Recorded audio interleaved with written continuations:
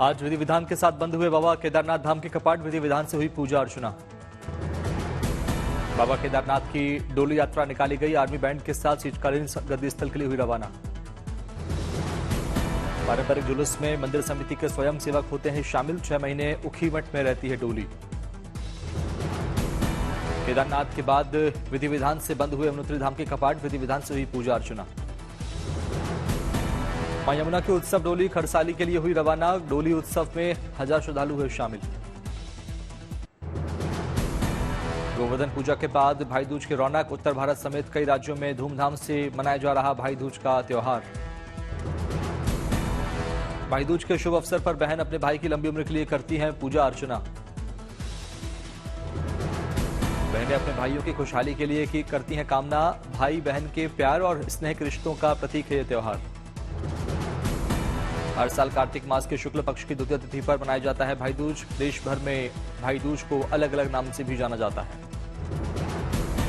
पश्चिम बंगाल के राज्यपाल सीवी आनंद बोस भाई दूज समारोह में हुए शामिल। उत्तर 24 परगना में विवेकानंद सेवा ट्रस्ट की ओर से आयोजित कार्यक्रम में हुए शामिल।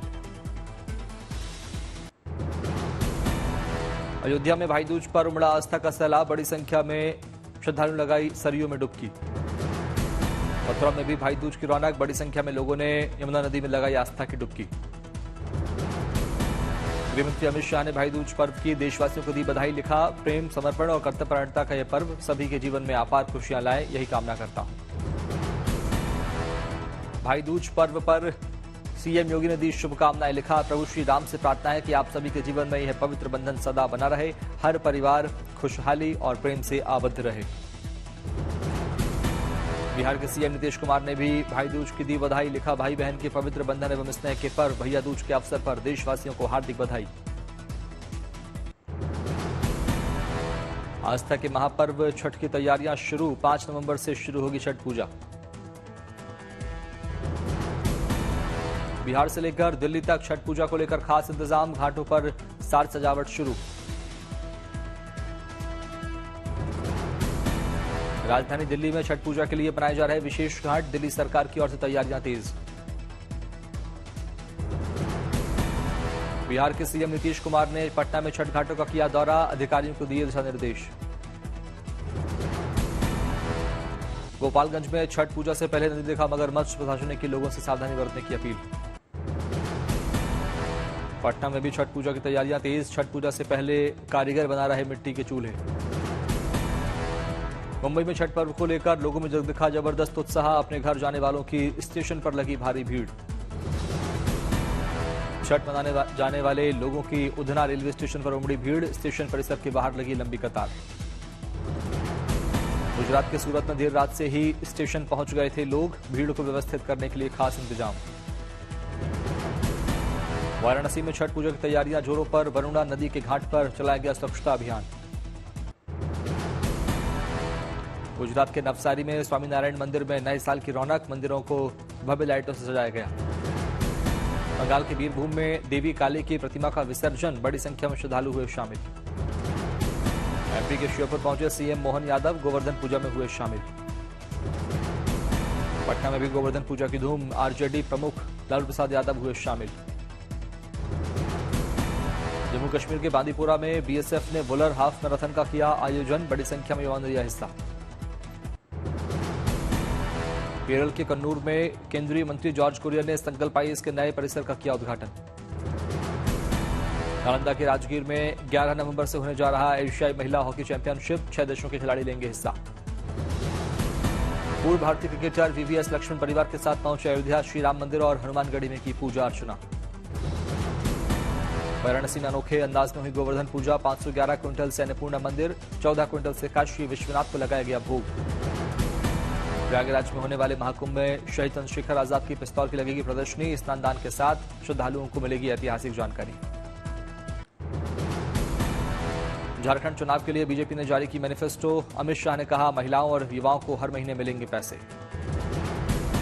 गृहमंत्री अमित शाह ने संकल्प पत्र को लेकर कहा, बेटी रोटी और माटी की सुरक्षा का ये संकल्प पत्र है। भारतीय जनता पार्टी माटी, रोटी और बेटी को सुरक्षित करने का एक नारा लेकर आगे बढ़ गई। संकल्प पत्र में अमित शाह ने कहा, झारखंड में 10 नए मेडिकल कॉलेज बनाएंगे, हर गरीब को देंगे पक्का मकान। अमित शाह ने हेमंत सोरेन पर साधा निशाना, कहा सोरेन सरकार ने विकास योजनाओं को किया ठप, बेरोजगारी पर और पेपर लीक से युवा त्रस्त। सलमान खान के बाद यूपी के सीएम योगी आदित्यनाथ को मिली जान से मारने की धमकी, मुंबई पुलिस कंट्रोल रूम में आया धमकी भरा कॉल, पुलिस ने एक महिला को लिया हिरासत में। धमकी देने वाले ने 10 दिनों में सीएम योगी को इस्तीफा देने को कहा, अगर इस्तीफा नहीं दिया तो बाबा सिद्दीकी की तरह मार डालेंगे।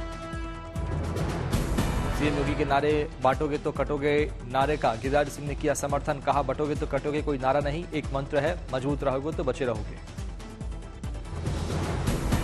बटोगे तो कटोगे ये कोई नारा नहीं है, ये मंत्र है, ये मंत्र है उसी तरह का। तो गिरिराज सिंह ने विपक्ष पर बोला हमला, कहा अब दूसरा बांग्लादेश नहीं होने देंगे, अगर बटोगे तो एक ना एक दिन कटोगे ही।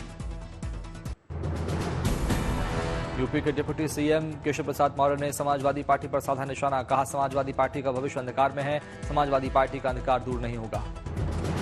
समाजवादी पार्टी का भविष्य अंधकार में है, यद्यपि आज अंधकार से प्रकाश का पर्व है पहुंचने का, लेकिन सपा का अंधकार दूर होने वाला नहीं है। यूपी के परिवहन मंत्री दयाशंकर सिंह ने मोहन भागवत की सुरक्षा को लेकर किया बड़ा खुलासा, कहा मोहन भागवत देश ही नहीं पूरी दुनिया के मार्गदर्शक हैं, लेकिन कुछ अंतर्राष्ट्रीय ताकतें मोहन भागवत को खतरा पहुंचा सकती हैं। मोहन भागवत जी आज दुनिया के मार्गदर्शक हैं वो, तो जो इस तरह की ताकतें हैं जो नहीं चाहती है कि राष्ट्र मजबूत हो, तो इसका खतरा है, अंतर्राष्ट्रीय खतरा। मंत्री दयाशंकर सिंह ने मोहन भागवत की तारीफ, कहा आज जो भारत में राष्ट्रवाद मजबूत हो रहा है वो मोहन भागवत के विचारों से हो रहा है। आज ऑस्ट्रेलिया दौरे पर विदेश मंत्री एस जयशंकर भारत के चौथे वाणिज्य दूतावास का करेंगे उद्घाटन। कैनबरा में विदेश मंत्री एस जयशंकर ऑस्ट्रेलियाई विदेश मंत्री पेनी वोंग के साथ करेंगे मुलाकात, 15वें विदेश मंत्रियों की रूपरेखा होगी तय। ऑस्ट्रेलियाई संसद भवन में विदेश मंत्री उद्घाटन सत्र में देंगे भाषण, प्रवासी भारतीयों और व्यापार समुदाय के लोगों से भी होगी मुलाकात। ऑस्ट्रेलिया के बाद 8 नवंबर को सिंगापुर दौरे पर जाएंगे विदेश मंत्री, ASEAN Bharat think tank network के 8वें गोलमेज सम्मेलन को करेंगे संबोधित। भारत सिंगापुर के बीच द्विपक्षीय संबंधों को मजबूत करने पर जोर, सिंगापुर के राष्ट्रपति से भी होगी मुलाकात। चाइना एनसी पर आपत्तिजनक टिप्पणी को लेकर सांसद अरविंद सावंत ने मांगी माफी, कहा मैंने कल महिलाओं का अपमान नहीं किया। महाराष्ट्र में चुनाव से पहले पवार परिवार का शक्ति प्रदर्शन, जुटे कई नेता, दोनों परिवारों ने किया अभिवादन।